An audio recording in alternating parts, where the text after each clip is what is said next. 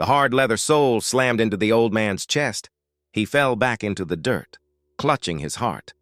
"Get your filth away from my car!" the woman screamed, her gold jewelry flashing in the sun. The busy market went deadly silent. The old man looked up, tears rolling down his dusty cheeks. Blood appeared at the corner of his mouth. He tried to speak, but the pain was too strong. The woman pulled back her expensive black flat to kick him again. She didn't look to her left. She didn't see the man in the suit freezing in shock. His briefcase hit the ground. His face turned white. His mouth fell open. He didn't just see a beggar on the ground. He saw the face he had been searching for. Welcome to the Story Griot. Before we dive in, tell me where you're watching from. United States, England, Germany, or Africa like Nigeria or South Africa? Drop it in the comments below. Thank you. Now let's look back at how it all started.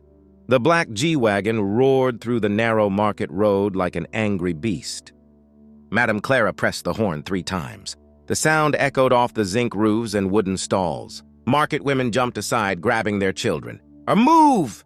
Move out of my way! Clara shouted through her window. Her phone was pressed between her ear and her shoulder. Her fingers gripped the steering wheel tight. Gold rings covered almost every finger. "Yes, darling," she said into the phone. Her voice suddenly soft and sweet. "I'm almost there. Just picking up fresh vegetables for dinner tonight." She laughed at something the person said. "David, you worry too much. The gala will be perfect. Everyone will see that I'm the right woman for you." Clara's Ankara dress cost more than most people in this market earned in 3 months. The fabric was thick, imported, expensive. Her Gil head wrap sat high on her head like a crown. She spotted an empty space near the vegetable section and turned sharply. The SUV's tires kicked up red dust as she parked, right in front of the vegetable stalls, right where the sellers needed to walk. Old Papa was bent over his basket of red peppers when the dust cloud hit him. He started coughing hard, his thin shoulders shaking. His brown shirt was faded and torn at the sleeves. He tried to drag his heavy basket away from the car. The basket scraped against the ground, too slow. Clara threw her car door open. It almost hit Papa's basket. "Are you blind, old man?" she snapped. "Why are you blocking my car?" Papa straightened up slowly. His back hurt. Everything hurt these days. "Sorry, madam," he said quietly. "I was here before." "I don't care!" Clara cut him off. She stepped out fully now, her expensive shoes touching the dusty ground. "Move your dirty vegetables away from my car. My fiancé is coming and everything must be perfect." She pulled out a small mirror and checked her makeup. Papa tried to lift his basket. It was too heavy. He stumbled slightly. The other market women watched. They knew Clara. Everyone knew her. Rich, mean, dangerous. "Madame Clara never changes," one woman whispered. "That poor man," another replied. "He's just trying to survive." But Clara didn't care about survival. She only cared about impressions. And today, she planned to impress the most important man in her life. What she didn't know was that today would destroy everything she had built. Papa finally managed to drag his basket to the side. His hands were shaking. Sweat poured down his wrinkled face. He sat down on a low wooden stool and pressed his hand against his chest. The pain was getting worse. It felt like something was squeezing his heart. "Papa, are you okay?" asked Mama Ngozi, the woman who sold tomatoes next to him. She rushed over with a plastic cup of water. Papa took it with both hands. They trembled as he brought the cup to his lips. "Thank you, my sister," he whispered. "The pain is back again today." 3 other market women gathered around him. They had known Papa for 2 years now, ever since he appeared in this market, looking lost and confused. He never talked about where he came from. He never mentioned family. He just worked every day, selling vegetables, counting every single coin. "Papa, you need to go to the hospital," said Mama Blessing, who sold onions. "This cough is getting worse." Papa shook his head slowly. "Hospital is expensive. I'm saving money. Maybe next month." He reached into his torn pocket and pulled out a small cloth bag. Inside were crumpled Naira notes and coins. He counted them carefully. 2,300 Naira, he said with a sad smile. "The doctor said the checkup costs 5,000. I'm getting closer." The women looked at each other. Their hearts broke for him. "Papa, we can help you," Mama Ngozi started to say. No, no, Papa interrupted gently.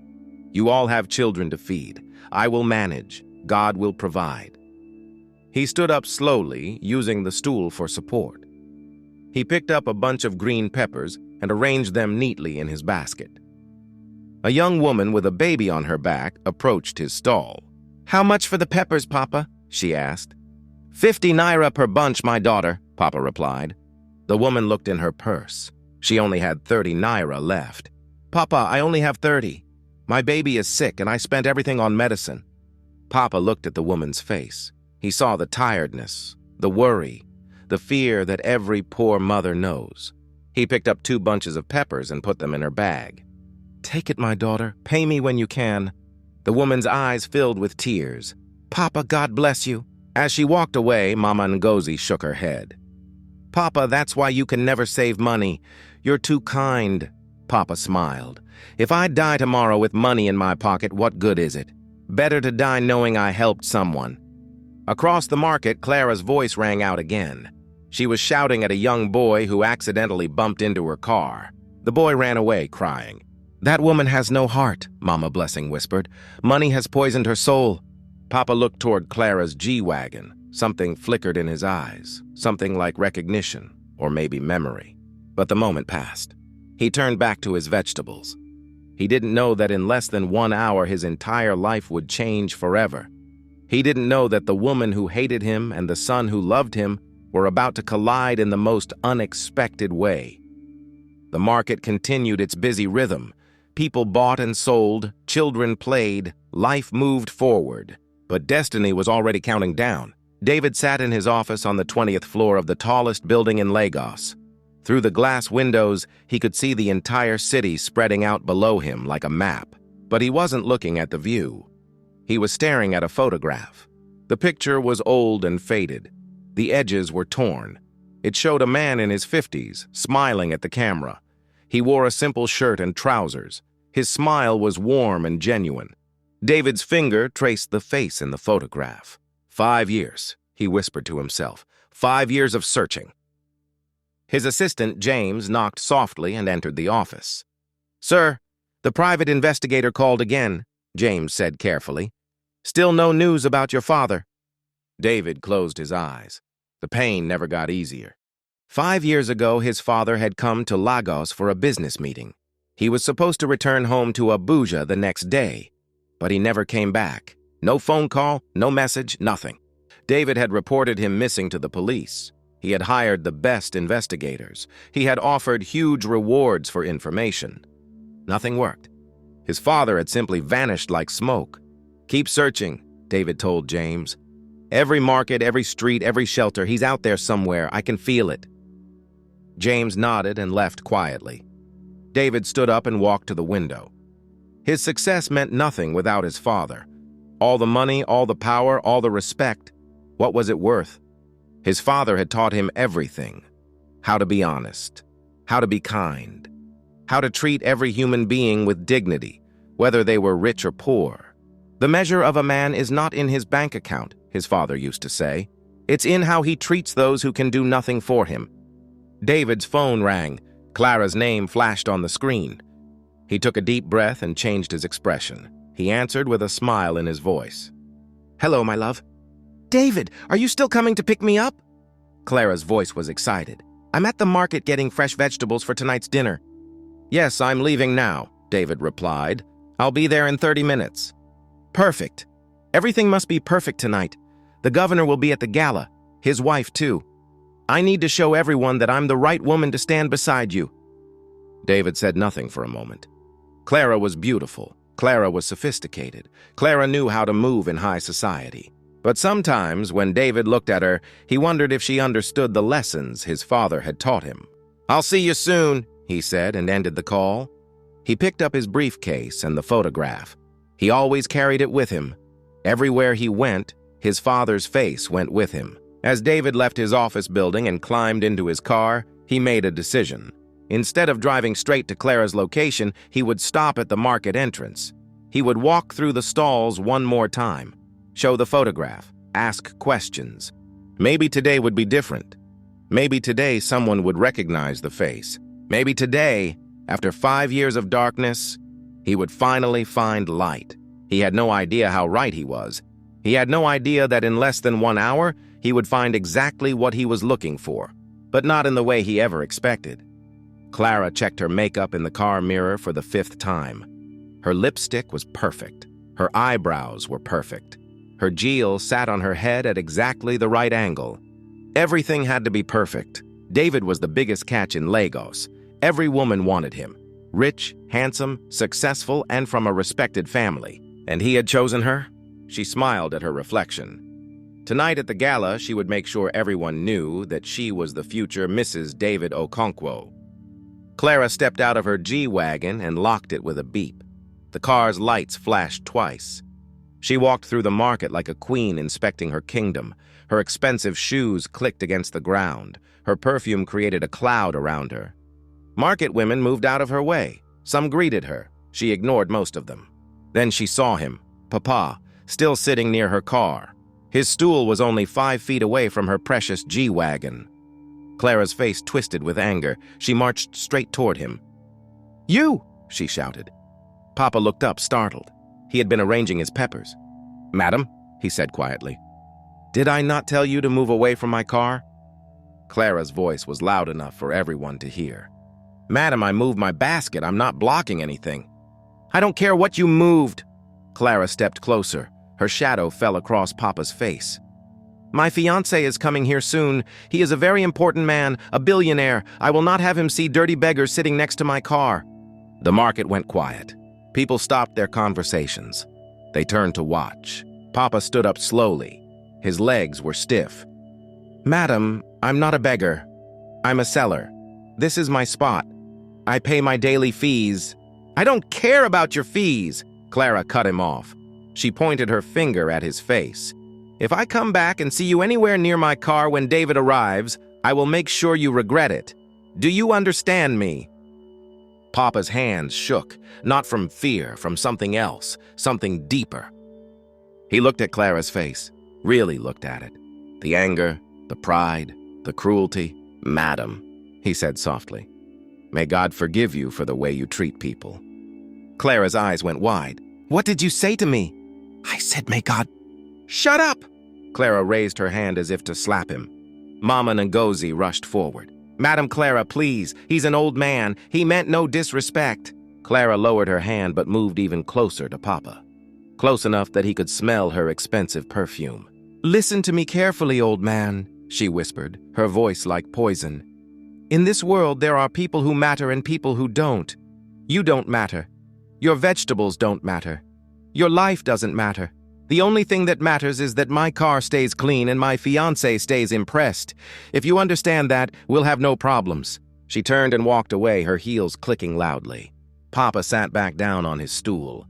His hands were still shaking. The pain in his chest was getting worse. Mama Ngozi touched his shoulder. "Don't mind her, Papa. Her money will not follow her to heaven." But Papa wasn't thinking about heaven. He was thinking about something else.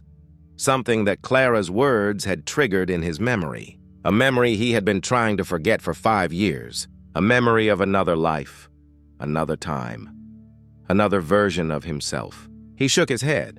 No, that life was gone. That person was dead. Now he was just Papa, the vegetable seller, nobody important. But the universe had other plans, and those plans were about to unfold in the most dramatic way possible. David's black Mercedes pulled up at the market entrance. He told his driver to wait and stepped out onto the busy street. The noise hit him immediately. Sellers shouting their prices, customers bargaining, children laughing, motorcycle engines roaring past. This was real Lagos. This was where ordinary people lived their lives. David loosened his tie and opened his briefcase. He pulled out the faded photograph of his father. He had done this hundreds of times before, in different markets, different streets, different neighborhoods. But something felt different today. Something in the air, something he couldn't explain. "Excuse me, madam." David approached a woman selling oranges. "Have you seen this man?" The woman squinted at the photograph. She shook her head. "Sorry, Oga. I don't recognize him." David thanked her and moved to the next stall. A man selling fish looked at the picture for a long moment. "The face looks familiar," the man said slowly, "but I see many faces every day. I cannot be sure." David's heart jumped. "Please, try to remember. It's very important." The man scratched his head. "There is an old man who sells vegetables. Sometimes when I look at him, I think I've seen him somewhere before. But he's very quiet. Keeps to himself." "Where?" David's voice was urgent now. "Where can I find him?" The man pointed deeper into the market. "Near the car park area. Look for the woman with the big black G-Wagon. The old man sells near that spot." David felt electricity run through his body. A black G-Wagon. That was Clara's car. "Thank you," David said. He pressed 500 naira into the man's hand and walked quickly in the direction indicated. His phone rang. Clara's name appeared on the screen. "David, where are you?" she asked. "I've been waiting." "I'm in the market," David replied. "Walking toward you now." "Walking? Why didn't you drive straight to my car?" "I wanted to buy some fresh fruit. I'll be there soon." He ended the call before Clara could complain. David moved through the narrow paths between stalls. His expensive suit stood out among the simple clothes of market traders. People stared at him. Some greeted him respectfully. He showed the photograph to more people as he walked. Most shook their heads, but a few paused. A few looked uncertain. "I think I've seen him," said an elderly woman selling groundnuts. "But he looks different now, older, thinner, sadder." David's hands began to shake. He was getting close. He could feel it in his bones. "Where is he?" David asked. The woman pointed ahead, past the tomato section, near where the rich woman parks her car. "But be careful, young man. That woman is trouble. She shouts at everyone." David barely heard the warning. He walked faster now, almost running. His father. After 5 years of searching, after 5 years of pain and questions and sleepless nights. Could it really be him? David turned a corner. He saw the black G-Wagon ahead. Clara's car, exactly where she had parked. He saw people gathered in a small crowd. He heard raised voices. He pushed forward, his heart pounding like a drum. He heard a woman's voice, Clara's voice, screaming at someone. "Get your filth away from my car!" David moved faster. He pushed through the crowd, and then he saw it. The moment that would change everything. Clara standing tall in her expensive Ankara dress, her face twisted with rage, her arm raised. And on the ground, trying to stand up, an old man in torn brown clothes, his face covered in dust, his eyes filled with tears. David froze. The briefcase slipped from his hand. It hit the ground with a loud thud. The photograph fluttered out, landing face up on the dusty ground. The same face in the picture, the same face on the old man. Older, thinner, more tired, but the same. "Papa," David whispered. But his voice was too soft. No one heard him. The crowd was too loud. And Clara was raising her foot to kick. 10 minutes earlier, Papa had been feeling worse. The pain in his chest was spreading. His left arm felt numb. He knew these were bad signs. But he couldn't stop working. He needed the money. Just 2,700 naira more. Then he could go to the hospital. "Papa, you don't look good," Mama Ngozi said with worry in her voice. "Your lips are turning gray." "I'm fine," Papa lied. "Just tired." He bent down to rearrange his peppers. Everything went dizzy. The ground seemed to tilt sideways. Papa stumbled backward. His hand reached out, grabbing for something to steady himself. He caught the edge of his basket. But his grip was weak. The basket tipped over. Red and green peppers rolled everywhere. Some rolled under other stalls. Some rolled toward Clara's G-Wagon. "No, no, no," Papa whispered. He dropped to his knees, trying to gather the peppers quickly. His hands moved fast, but his body was slow. Everything hurt. 3 muddy peppers rolled under the G-Wagon's front tire. Papa crawled forward to get them. His torn shirt dragged in the dust. He reached under the tire and pulled out the peppers. But as he did, his hand accidentally touched the shiny black tire. It left a small, muddy handprint. Papa didn't even notice.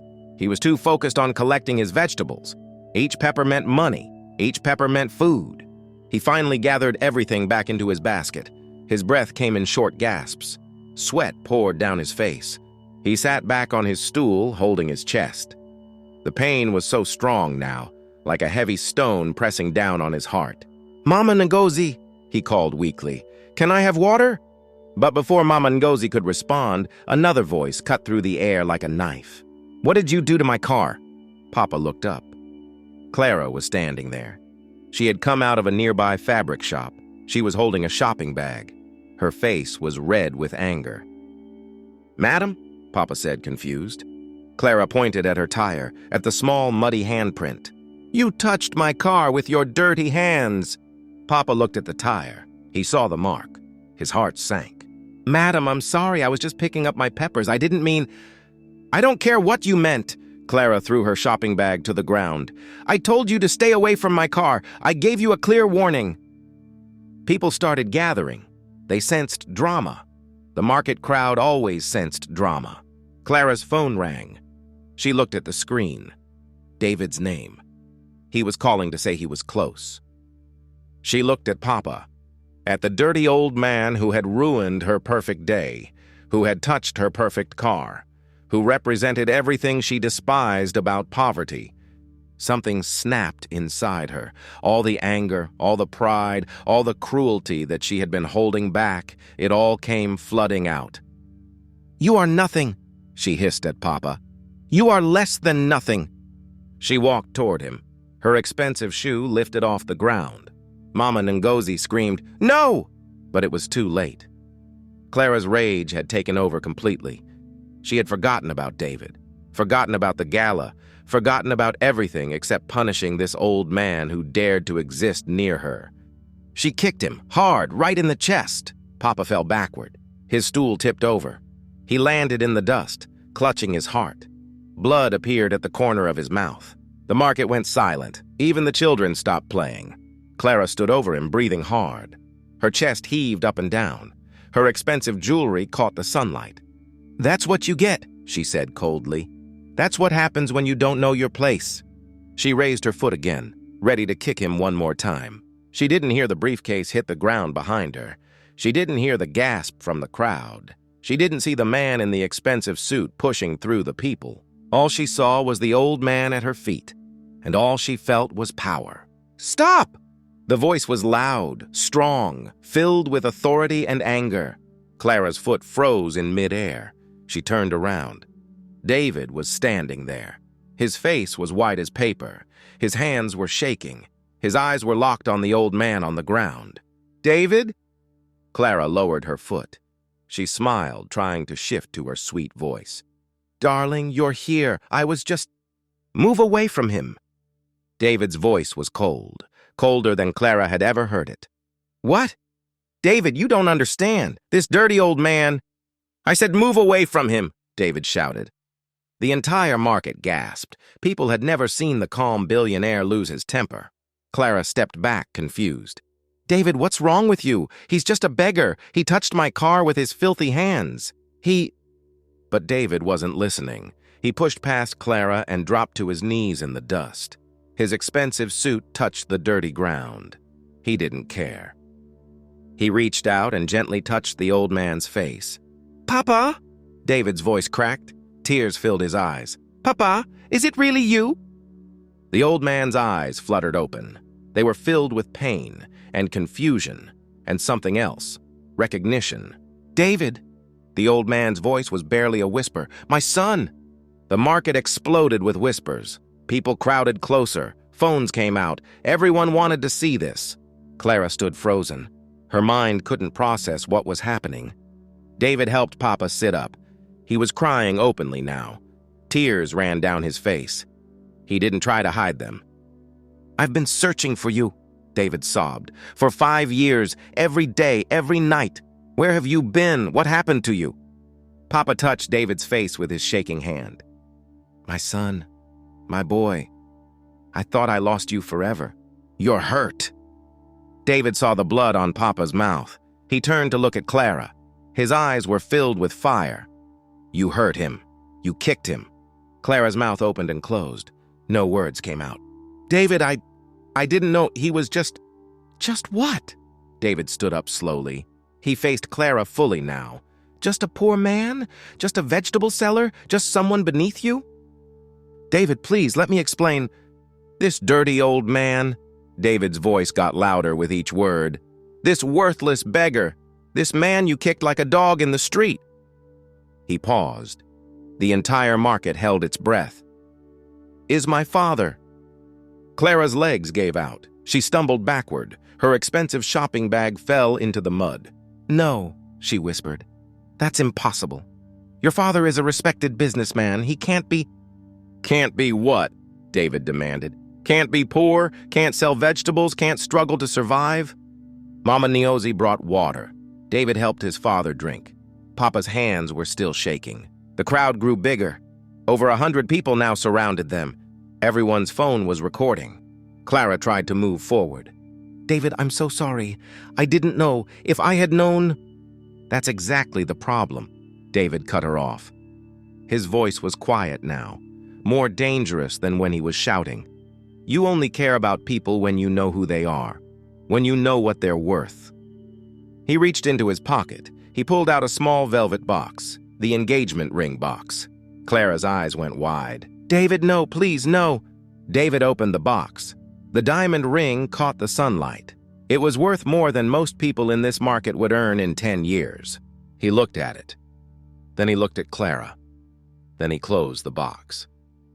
I was going to propose to you tonight at the gala, David said, in front of the governor, in front of everyone. I was going to make you my wife. Yes! Clara reached out. Yes, David, please! But my father taught me something, David continued. He taught me that character is who you are when no one important is watching. Character is how you treat the people who can do nothing for you. He put the ring box back in his pocket. Clara fell to her knees. David, please, I made a mistake. Everyone makes mistakes. David turned away from her. He bent down and gently helped his father stand. Can you walk, Papa? He asked softly. Papa nodded weakly. With you, my son, I can do anything. David put his father's arm around his shoulder. He began walking toward the G-Wagon. David! Clara screamed. That's my car! You can't... David turned and looked at her. Your car? You mean the car I bought for you 3 months ago? The car registered in my name? Clara's face went pale. She had forgotten that detail. David opened the passenger door of the G-Wagon. He helped his father inside carefully. The market crowd cheered. They clapped and whistled. David closed the door and walked around to the driver's side. He paused and looked back at Clara one last time. Find your own way home, he said simply. He got in the car and started the engine. Clara ran forward, crying, her makeup running down her face. David, please don't leave me here. The gala! What about the gala? David drove away slowly. The crowd parted to let the G-Wagon through. Clara stood alone in the middle of the market. Her expensive dress was dirty. Her perfect makeup was ruined. Her shopping bags lay in the mud. The market women looked at her, some with pity, some with satisfaction. Money can't buy you a good heart, Mama Ngozi said loudly. The crowd began to disperse. People went back to their buying and selling. Life in the market continued. But Clara remained standing there, alone, abandoned, destroyed. Everything she had built, everything she had planned, gone in an instant. All because she kicked an old man selling vegetables. All because she forgot that every person, rich or poor, deserves dignity. All because she chose cruelty when she could have chosen kindness. David drove carefully through the crowded streets. His father sat beside him, quiet and still. Every few seconds, David glanced over to make sure he was really there. Papa, we need to get you to a hospital, David said. You're hurt. Papa shook his head weakly. I'm okay now. Now that I see you, everything is okay. David's hands gripped the steering wheel tight. Papa, what happened 5 years ago? Where did you go? I searched everywhere. Papa closed his eyes. The memories were painful. I was coming back from a meeting. I got robbed near the bus station. They hit my head. Everything went dark. He touched the side of his head. There was an old scar hidden under his gray hair. When I woke up in the hospital 3 days later, I couldn't remember anything. My name, my family, where I lived, nothing. The doctor said it was trauma. They said maybe the memories would come back. Maybe they wouldn't. David felt tears running down his face again. And you've been in that market for 2 years? I wandered for 3 years first. Different cities, different shelters. Then one day I ended up at that market. The women there were kind to me. They called me Papa. I started selling vegetables. It was simple work, honest work. Did you remember anything? Anything at all? Papa opened his eyes. Small things, flashes, a boy's laugh, a house with a big garden, a woman's smile, but I couldn't put the pieces together until today. What happened today? When that woman stood over me with such hatred in her eyes, something broke open in my mind. I suddenly remembered you, my son, my David. I remembered everything. They arrived at the private hospital. David's personal doctor was already waiting at the entrance. He had called ahead. Within minutes, Papa was in a clean bed. Nurses checked his heartbeat and blood pressure. The doctor examined him carefully. He has a weak heart and severe malnutrition, the doctor told David privately, but he's stable. With rest and proper care, he'll recover. David sat beside his father's bed and held his hand. I'm never letting you go again, Papa. Never. Papa smiled. It was the first real smile David had seen on his face in 5 years. You've grown into a good man, my son. Better than I ever hoped. You taught me everything, Papa. You taught me that money means nothing if you have no heart.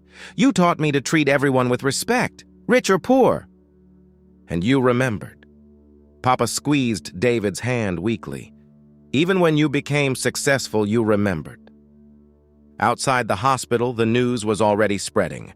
Social media posts showed Clara kicking the old man. Videos of David revealing his father's identity were going viral. The internet was on fire. By evening, Clara's phone wouldn't stop ringing. Her friends were calling, but not to support her. They were calling to distance themselves from her. The governor's office canceled her gala invitation. Her social media was flooded with angry comments. She sat alone in a taxi heading home. Everything she valued was gone. The engagement, the status, the respect, the future she had planned. All destroyed by one moment of cruelty. Meanwhile, at the hospital, David sat with his father through the night. They talked. They cried. They laughed. They remembered. The market women came to visit, bringing fruits and prayers. Mama Ngozi cried when she saw Papa in a clean bed with proper care. Papa, you are finally going home, she said through her tears. Papa smiled at her. I was already home, my sister. You and the others. You were my family when I had no one. I will never forget that. David stood up and hugged Mama Ngozi. Thank you for taking care of my father. I can never repay you. We didn't do it for payment, Mama Ngozi said. We did it because it was right.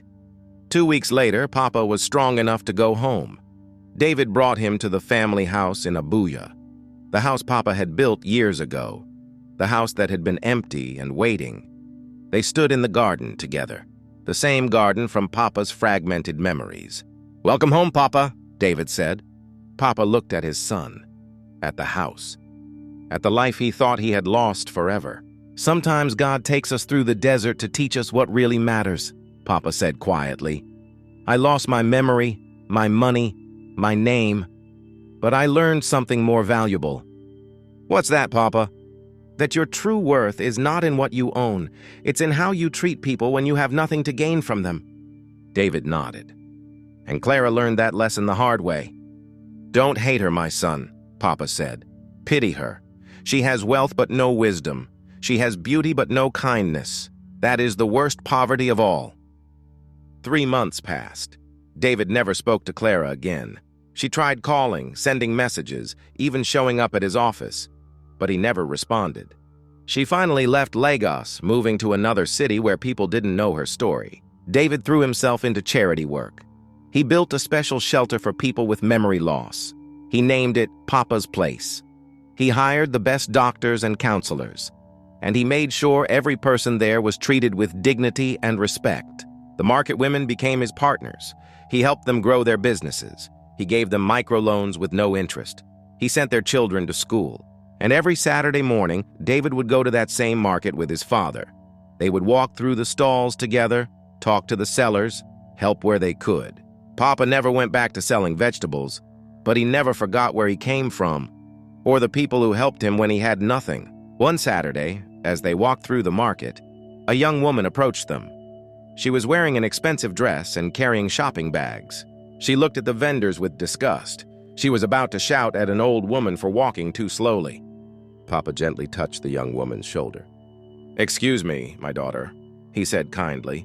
"Remember that every person you meet is fighting a battle you know nothing about. Choose kindness. Always choose kindness." The young woman looked at Papa's gentle face.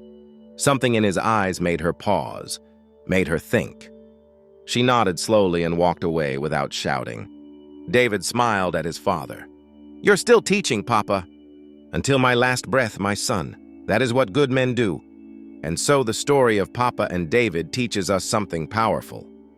Clara had everything: money, beauty, status, but she lost it all in one moment of cruelty. Papa had nothing, no memory, no wealth, no name, but he gained everything through simple kindness. The truth is this: how you treat people when they can do nothing for you reveals who you really are. Your character isn't shown in grand gestures at fancy galas. It's shown in small moments in dusty markets when no one important is watching. Clara thought power came from kicking down, but real power comes from lifting up. Some treasures are not measured in gold. They're measured in the hearts you touch when you have nothing to gain. Friend, thank you for staying with me to the very end. If you believe that true wealth is not what's in your pocket, but what's in your heart, then please tap that subscribe button and join the Story Griot family. We share stories that matter, stories that change how you see the world. I've picked out another incredible story just for you, and you should see it on your screen right now. It's about a poor garden boy who discovered a secret that changed an entire family's destiny. I really hope to see you there. Until next time, remember, treat everyone with kindness. You never know when you might be standing in front of someone who will change your life forever. This is the Story Griot, and I'll see you in the next story.